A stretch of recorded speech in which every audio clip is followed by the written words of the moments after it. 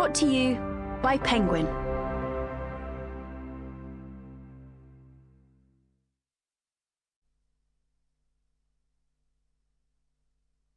The Light Ages, A Medieval Journey of Discovery. Written and read by Seb Falk. Prologue. The Mystery Manuscript. Derek Price, they said, was not socially house-trained. It wasn't easy to fit in 1950s Cambridge. Coming from a lower-middle-class Jewish family didn't help, and he had no wartime medals to point to, only his training at the undistinguished Southwest Essex Technical College.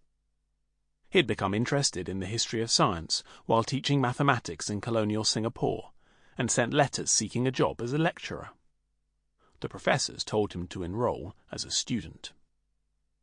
From the day he arrived at Christ's College, whose alumni included Charles Darwin and the Queen's cousin, war hero Lord Mountbatten, Price was desperate to prove himself. One chilly morning in December 1951, he got his chance. A few months after starting his research on the history of scientific instruments, he had an appointment to visit the medieval library of Peterhouse, Cambridge's oldest college.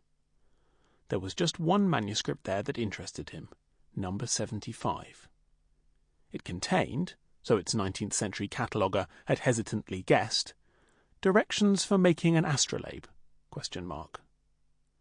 It was, as Price later recalled, a rather dull volume, and had probably hardly been opened in the last 500 years it had been in the library.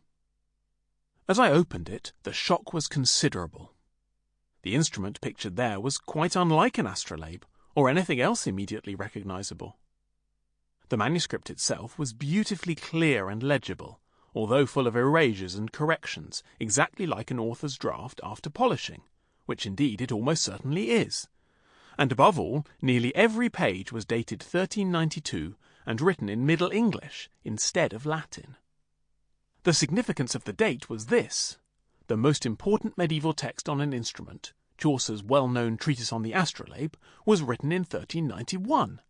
The conclusion was inescapable that this text must have had something to do with Chaucer. It was an exciting chase. The chase got hotter when Price spotted the beginning of a word: Chauce. The rest was buried in the manuscript's tight 19th-century binding, but Price quickly persuaded the Peterhouse librarian to have the binding cut apart.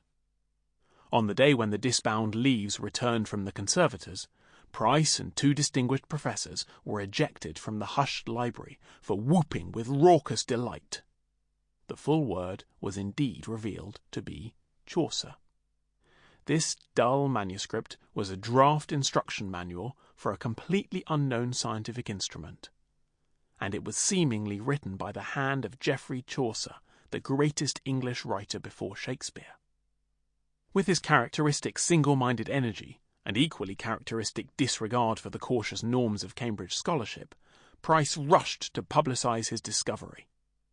"Chaucer holograph found in library," trumpeted the university newspaper Varsity, above a collage of the manuscript, and Price, with wavy hair and thick-framed glasses, looking a little younger than his 28 years. See image 0.1. The Times of London, a few days later, was more hesitant. "Possible Chaucer manuscript, discovery at Cambridge," ran its headline. The story quickly spread across the world, in newspapers from Copenhagen to Chennai. But was Price right? Or was the Times' hesitation justified? And why did it matter? The shock wasn't simply that a new work by the famous Canterbury Tales author had been discovered, but that this was a scientific treatise. Was Chaucer a scientist too? Ran the incredulous headline in the Indian newspaper The Hindu. Never mind that historians, including Price himself, were already well aware that Chaucer had written another scientific instrument manual, the Treatise on the Astrolabe. In the 1950s, just like today, the general view was that the phrase medieval science was a contradiction in terms. It's often supposed that science began with the Renaissance. In his multi-million-selling book Cosmos of 1980, the superstar of popular science, Carl Sagan, drew a timeline featuring a range of famous names and events in the history of science. Sample complete. Ready to continue?